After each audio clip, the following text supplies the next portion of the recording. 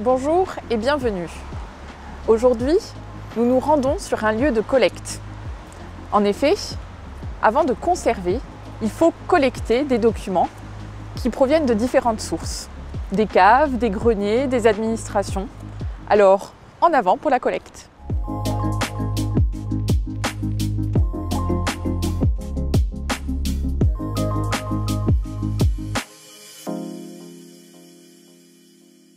Tout à l'heure, nous parlions des archives. D'où viennent-elles? Des particuliers, des administrations, les particuliers comme vous, des associations, des entreprises qui ont une mémoire à travers des papiers, des photographies et que nous collectons à travers des dons ou encore des achats, des dépôts.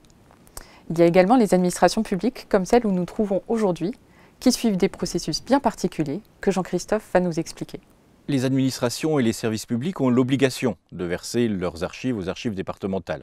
Il existe donc des tableaux de gestion. Ce sont des documents qui expliquent aux producteurs d'archives ce que ces documents vont devenir dans un avenir plus ou moins proche, qu'on appelle une DUA, durée d'utilité administrative. Les durées d'utilité administrative sont essentiellement faites pour protéger juridiquement ceux qui ont produit et qui produisent les archives. Par exemple, une facture, une fois qu'elle est payée, il n'y aurait apparemment pas de raison de les conserver très longtemps, si ce n'est qu'il y a une garantie décennale possible et au bout de 10 ans seulement, on pourra détruire la facture qui a été payée pourtant 9 ans, 8 ans ou 5 ans auparavant. On ne peut pas conserver toute la production archivistique d'une administration. Il y a des choix à faire.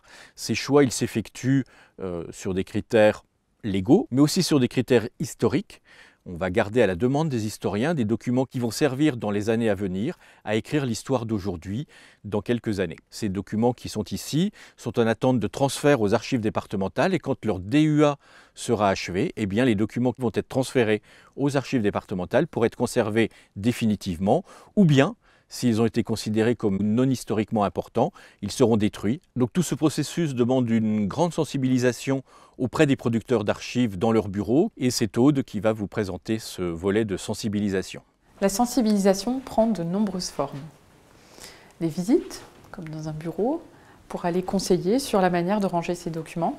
Mais la plus importante des sensibilisations, c'est celle qui vous touche personnellement et qui va vous faire vous rendre compte de la profondeur historique des documents que vous avez entre vos mains. Alors si vous souhaitez transmettre aux générations futures des documents, n'hésitez pas à nous contacter. La collecte, ça commence par ici.